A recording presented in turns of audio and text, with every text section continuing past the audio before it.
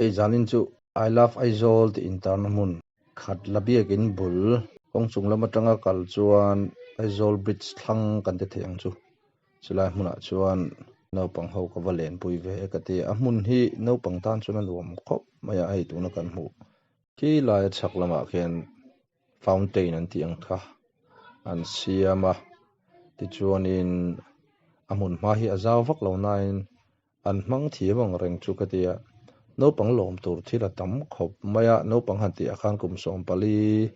som panga tleirol chho tan tir te pon yang chu hei helai a hianin gym kal theina self made gym kan ti don mi mani body weight manga gym kal theina sang sang kha oma nge tilai hianin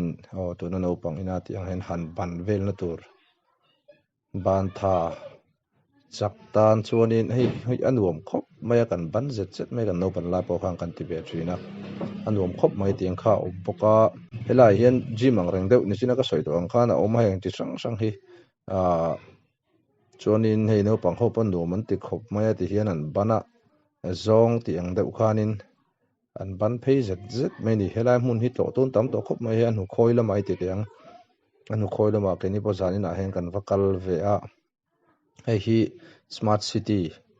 ina project kal pui te jinga mi ani a Aizawl khopui chung hei hian na satakin ati changthlung ti mu mai thei rual ani lo ani chuti rual ro chu nei tu na kan hmu tur tak hi tolpahrit le helai bom in then theite chuan a bula tolpahrit hi pathum a awma hei tuna kan hmu a pawl ang hian tolpahrit pawl angi la awma bula bom in then a awma tolpahrit a kawi chi a kual chi a awma chuan a bula pipu pahnih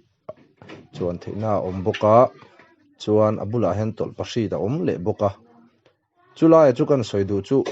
heng tolpahrit te hi a in hnai em maya tolpahrit le bom che thei kan ti ang chi ho kha a in hnai em maya chu wang chuanin kan ti ang naupang ho in nuam an ti sia an tol zo vele an tlan kual le ngala bom che thei nen khanin a in hnai lutuk na lama khan bom che thei te pipua uai te nen khanin an in ti palang ti ro chu hlo om chu ka ti helai tak hi chu hemi enkol tu te hian eng ti demoni a pin dan siam hrana an in tlan po zut zut lo nan le kan him tlan jok nan naupang ho an him tlan jok nana ti dan ngai tu ni se chu tha chu te khop maya ke po zain a han kan kal ve a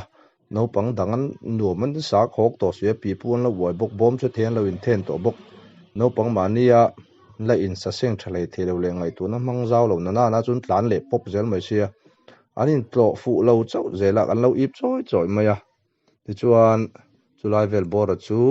a that rol hetuna kan hmu hi a that rolin du khop lo lai deuh kan soi ni helai hi ni china kan soi tong khan I love Aizawl ti signboard in ta na ni a helai chon space tam khop maya nuam khop mai ti changthun zela tan ai tom khop mai tin kan soi zau ve vel ani chu